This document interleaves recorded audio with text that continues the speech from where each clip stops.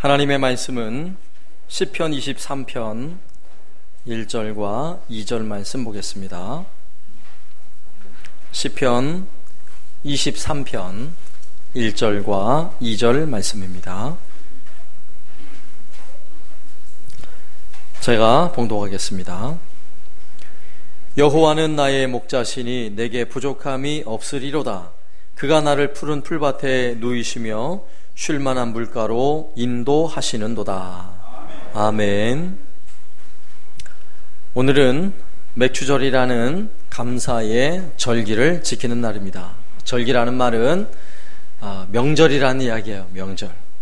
하나님은 이스라엘 백성들에게 감사하는 마음을 가지고 하나님께 즐거운 마음으로 온 백성이 하나님을 예배하며 섬길 수 있는 7번의 절기를 주셨어요. 그래서 7번, 1년에 7번의 명절을 지키게 하셨는데, 그 중에서도 특히 3번의 명절은 반드시 남자들은 이 명절을 참여할지니라, 이렇게 말씀하셨습니다. 반드시 참여해야 될 3개의 명절은 유월절, 그리고 맥추절, 초막절이라는 명절입니다. 자, 이 3개의 명절 중에 오늘 우리는 맥추절의 절기를 지키고 있는 것입니다. 그렇다면 하나님께서 왜 이스라엘 백성들에게 절기를 지켜라 이렇게 말씀하셨을까요? 왜 이 3개의 절기는 반드시 지켜라, 왜 이렇게 말씀하고 있을까요? 그 이유는 간단합니다. 하나님께 뭐 하라고? 감사하라고요. 감사하라고. 하나님께 감사하라고 절기를 주신 거예요. 놀랍게도 이스라엘 백성들은 하나님께 감사할 줄을 몰랐어요. 당연히 감사해야 할 일들이 너무도 많은데 이스라엘 백성들은 별로 감사하지 않는 백성들이었습니다. 하나님은 모세를 지도자로 세워서 이스라엘 백성들을 포로가 되었던 애굽 땅에서 이끌어내셨습니다. 그리고 이스라엘 백성들은 광야에 들어가게 됐지요. 그런데 이스라엘 백성들에게는 우리를 애굽에서 건져내 주셨다는 이런 감사의 마음이 하나도 없었어요. 오히려 그들은 불평하기 시작합니다. 물이 없어서 목마르다고 불평을 합니다. 배가 고파서 죽겠다고 불평하고 원망을 합니다.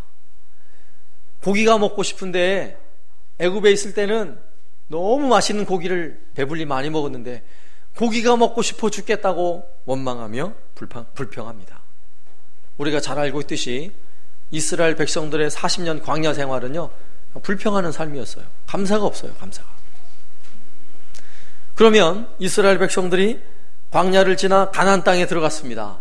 가나안 땅에 들어가서는 굉장한 감사를 드려야 하겠죠?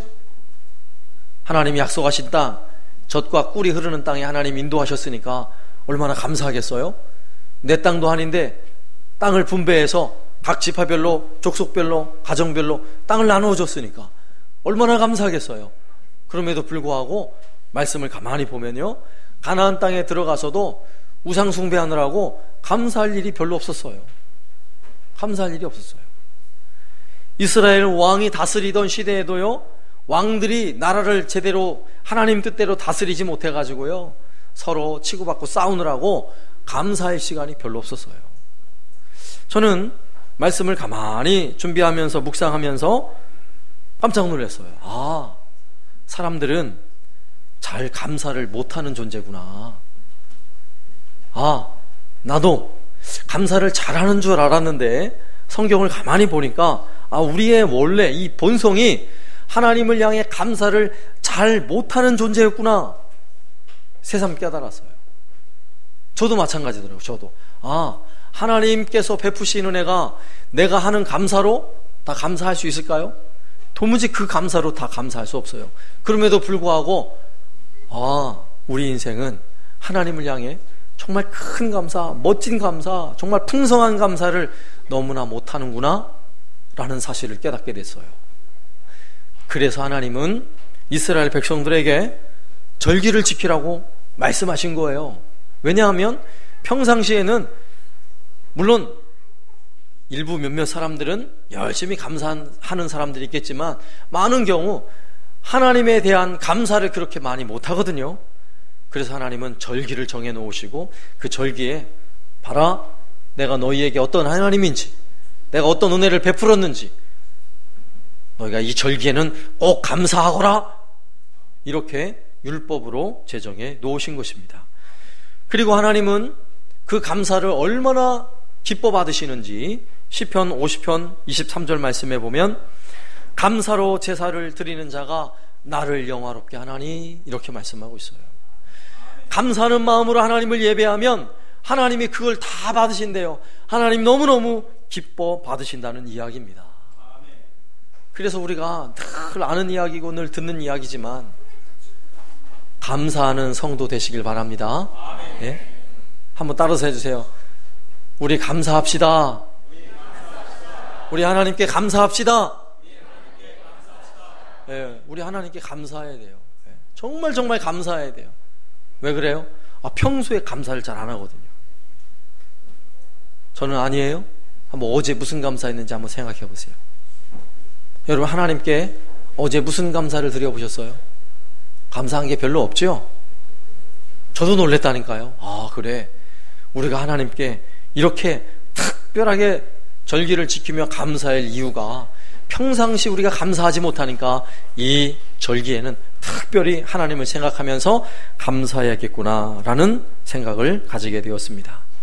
그래서 저는 오늘 이후로 한 달 동안 하고 싶었는데 일주일 동안만 감사 운동을 할 거예요. 제가 말씀을 마치면서 어떤 감사 운동을 할 건지는 말씀을 드리겠는데, 한번 솔직하게 오늘 이 감사의 절기를 지키는 오늘 이 예배 시간에 여러분 감사 예물을 준비하면서 여러분 하나님께 어떤 감사를 그 예물에 담아 놓으셨어요?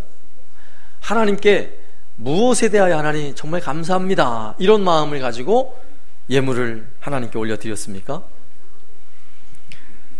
사실 우리가 드리는 감사 속에는요, 우리가 평범하게 하나님이 우리에게 일용할 양식을 주셨고 건강도 주셨고 앞에 6개월 동안 하나님이 어쨌건 돈도 주시고 건강도 주시고 우리를 지켜주셨으니까 하나님 감사합니다, 이렇게 많이들 생각하실 거예요. 아니 어떤 분은 개인적으로 특별한 감사의 내용들이 있어서 정말 그 감사를 하나님 정말 감사합니다, 이렇게 생각한 분들도 계실 거예요. 그래서 저는 오늘 감사의 절기를 맞아서 이 두 가지에 대하여 우리가 꼭 감사하자. 이 두 가지 여러분 꼭 기억하세요. 첫 번째는 따라서 하세요. 하나님 때문에 감사하자. 하나님 때문에 감사하자는 거예요. 하나님 때문에. 우리가 자칫 우리의 시선을 다른 데로 고정하기 시작하면요, 진정한 감사를 놓치는 수가 있어요. 우리는 오늘 다른 것 때문에 감사한 것 아닙니다. 하나님 때문에 감사한 것입니다. 오늘 우리가 읽었던 본문의 말씀은 다윗의 고백이에요. 다윗은 이렇게 고백해요. 1절 말씀에 여호와는 나의 목자시니 내게 부족함이 없으리로다. 아멘. 얼마나 멋진 고백이에요. 만족할 수 없는 세상에 우리가 살고 있어요. 그죠? 무엇을 해도 만족이 없어요. 그런데 다윗은 만족한대요. 무엇 때문에 만족해요? 하나님이 여호와가 나의 목자시기 때문에 나는 만족합니다, 이렇게 고백하고 있는 것입니다. 사실 하나님은 우리의 목자 되셔서 우리에게 베푸신 은혜가 참 많아요. 우리는 세상에서 하나님이 우리에게 은혜를 주신 여러 가지 부스러기가 많이 있다고요. 어떤 사람은요, 돈을 잘 벌게 해주셨고요, 어떤 사람은 공부도 잘하게 해주셨고, 어떤 사람은 건강하게 해주셨고, 어떤 사람은 가는 곳마다 화목하게 해주시고, 여러 가지 이런 은혜들이 있어요. 그런데 중요한 사실은 우리의 감사는 내 손에 잡고 있는 것, 내가 누리고 있는 것만으로도 감사할 수 있겠지만 그것만 가지고 감사하고 있다면 참 신앙이 아닌 거예요. 참 신앙이 아니에요. 솔직히 우리 마음을 한번 정말 솔직하게 열어놓고 오늘 다윗이 고백했던 시편 23편 1절 말씀을 다시 한번 읽어보겠습니다. 같이 읽습니다. 시작. 여호와는 나의 목자시니 내게 부족함이 없으리로다. 아멘. 다윗의 고백인데 여기 솔직하게 나의 고백이 되십니까? 하나님이 나의 목자가 되셔서 나는 정말 부족함이 없습니다. 이것이 솔직한 나의 고백이 될 수 있냐고요.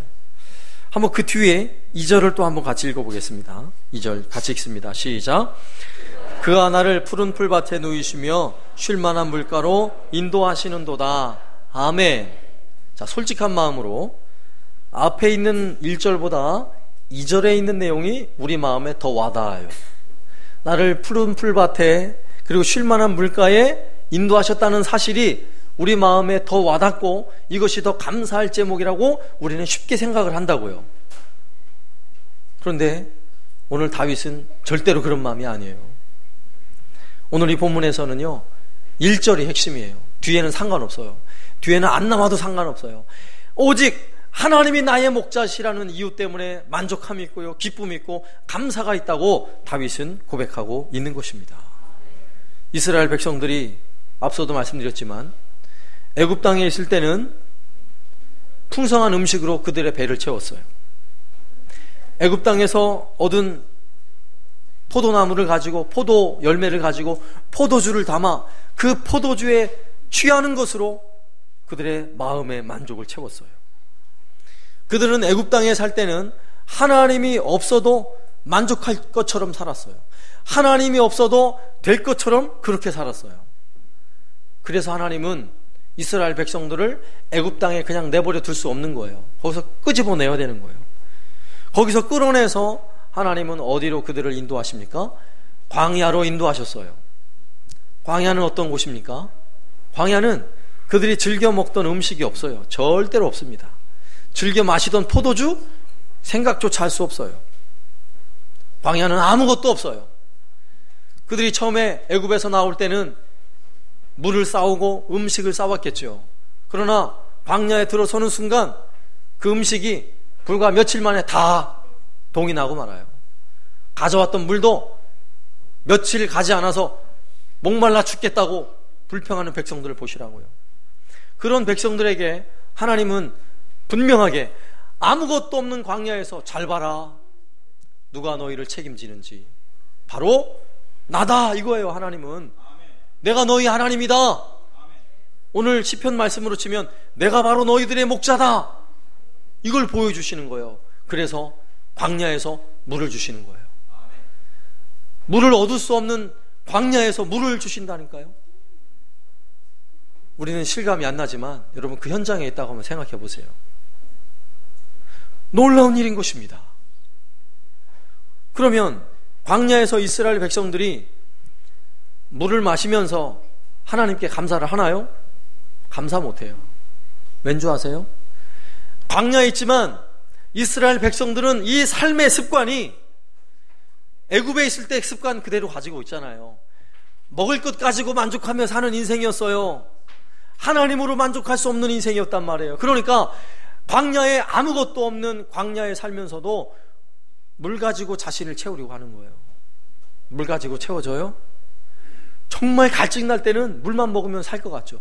물만 먹으면 거기가 천국이 될 것처럼 생각해요. 그래서 물을 한 잔 탁 마시고요, 목을 축여요. 그리고 나면 당장 뭐가 문제예요? 배가 고프거든요. 허기지고 배가 고프거든요. 그럼 이제는 뭘로 채워야 돼요? 빨리 음식을 먹어야 배가 찰 거 아니에요. 그래서 또 불평하는 것입니다.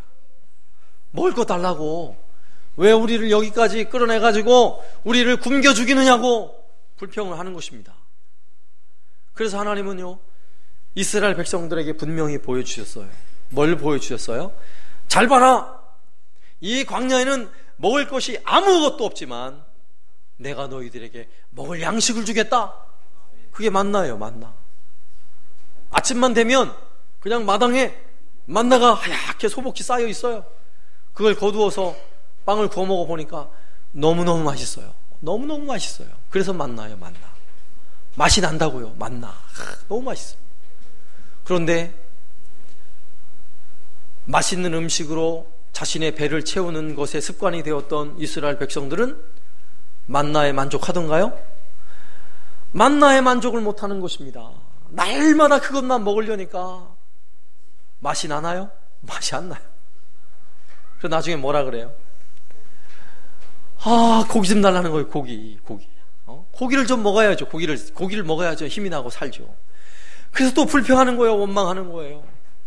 그래서 하나님은 그들에게 메추라기 떼를 보내주셔서요, 고기를 마음껏 먹을 수 있도록 하나님이 은혜를 베풀어 주셨어요. 왜 그런 은혜를 베푸세요? 봐라, 너희 광야에서도 내가 너희 고기까지 먹여주시는 그 하나님이야. 내가 그 하나님이야. 내가 바로 너희 하나님이야 를 보여주셨어요. 그런데도 이스라엘 백성들은 그들의 줄인 배를요, 만나로 채우고 고기로 채우려 했어요. 그들의 공허한 마음을 여전히 애굽에서 채우던 방식으로 채우려고 했어요. 그러니까 그 마음이 채워지겠어요? 도무지 채워지지 않는 것입니다.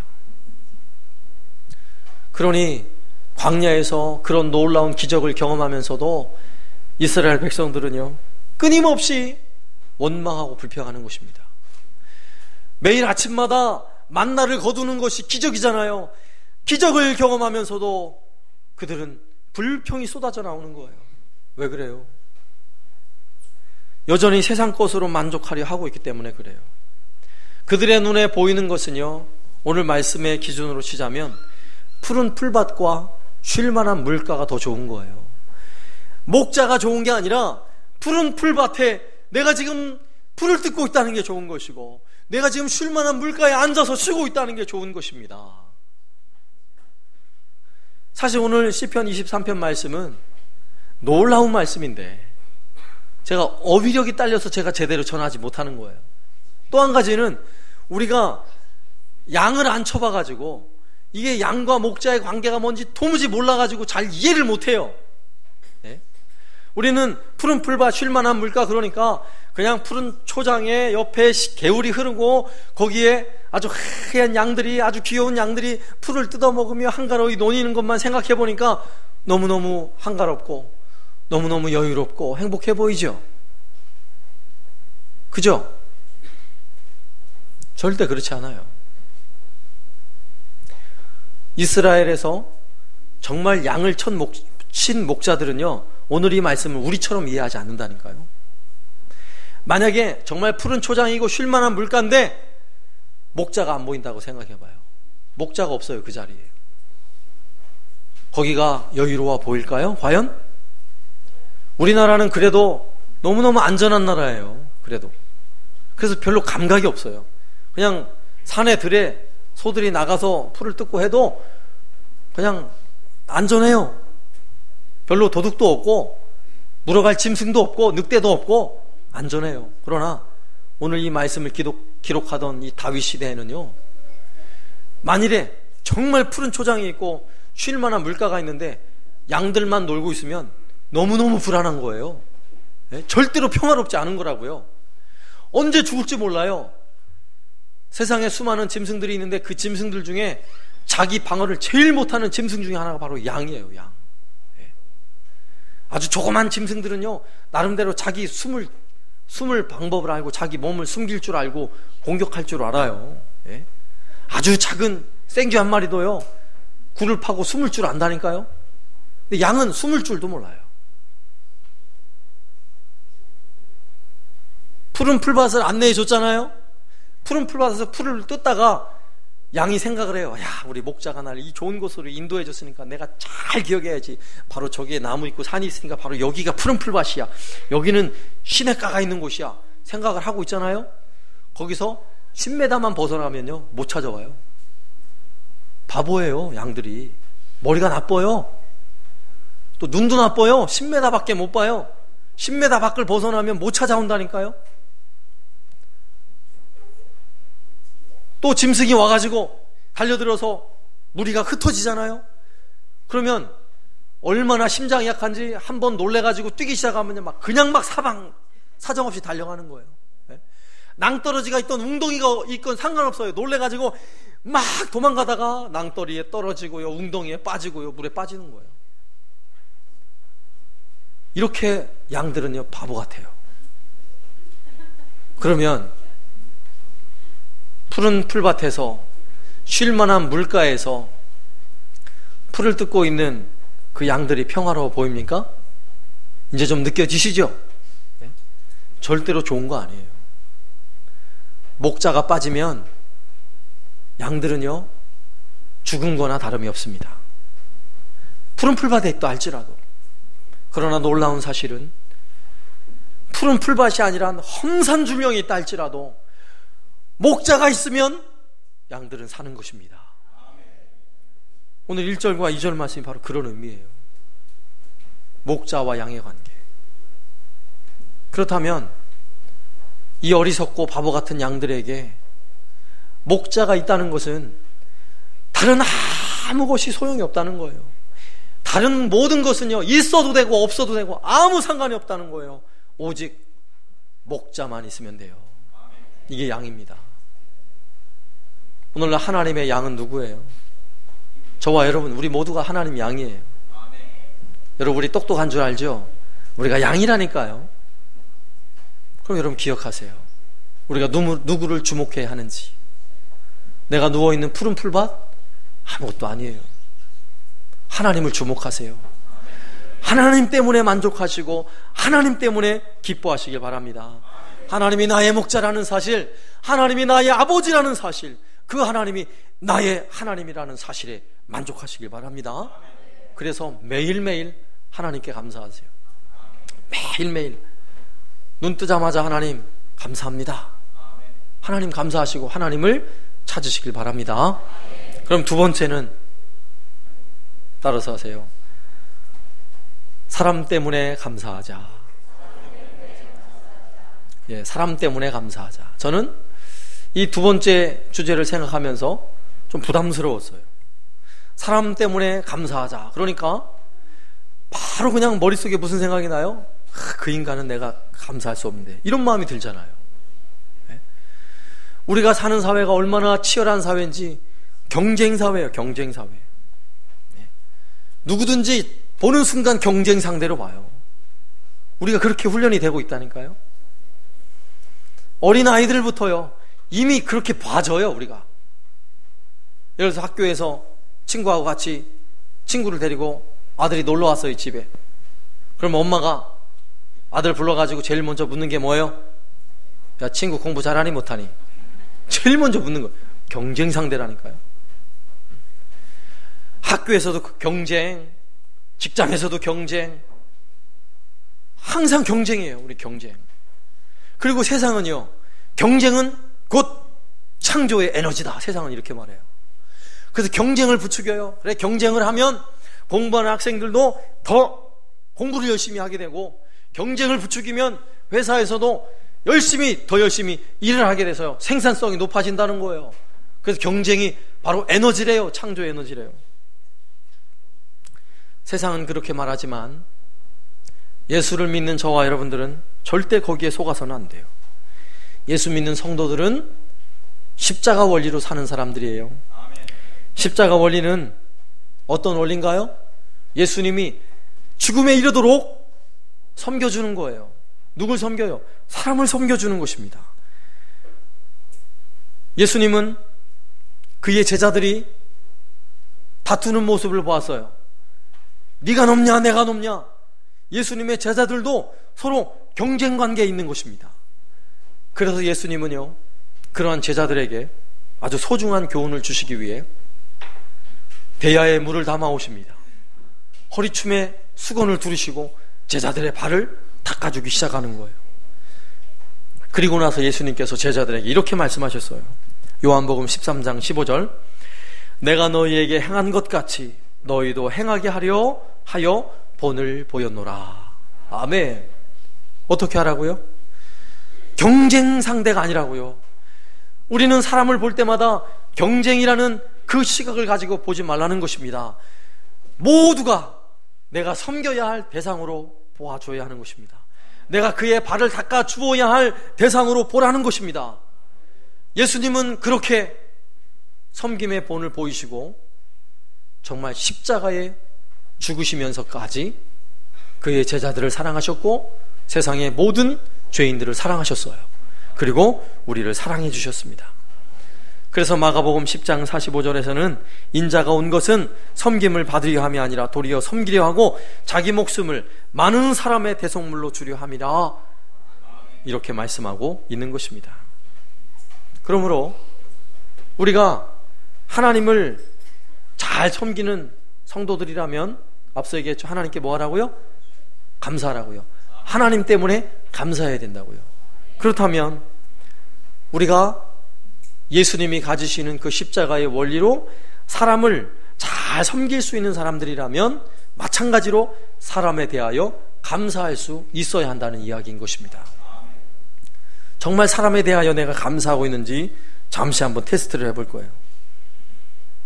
여러분 옆에 있는 앉아 계신 분에게 이렇게 감사를 해보세요.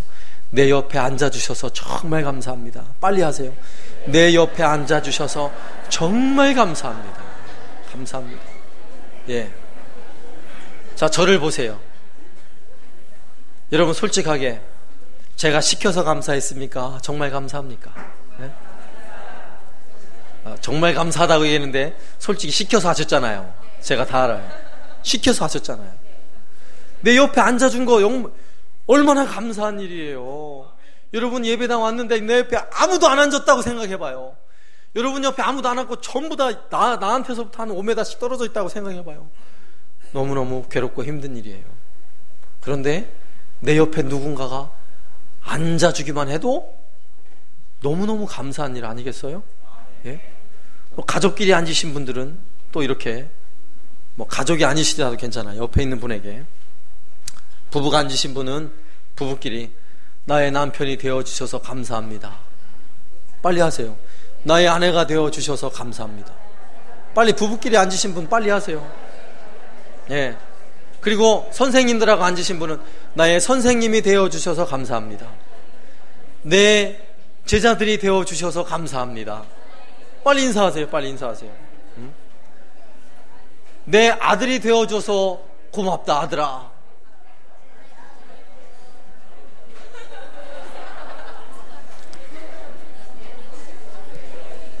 사랑하는 여러분, 한사랑교회 성도들이 되어주셔서 감사합니다.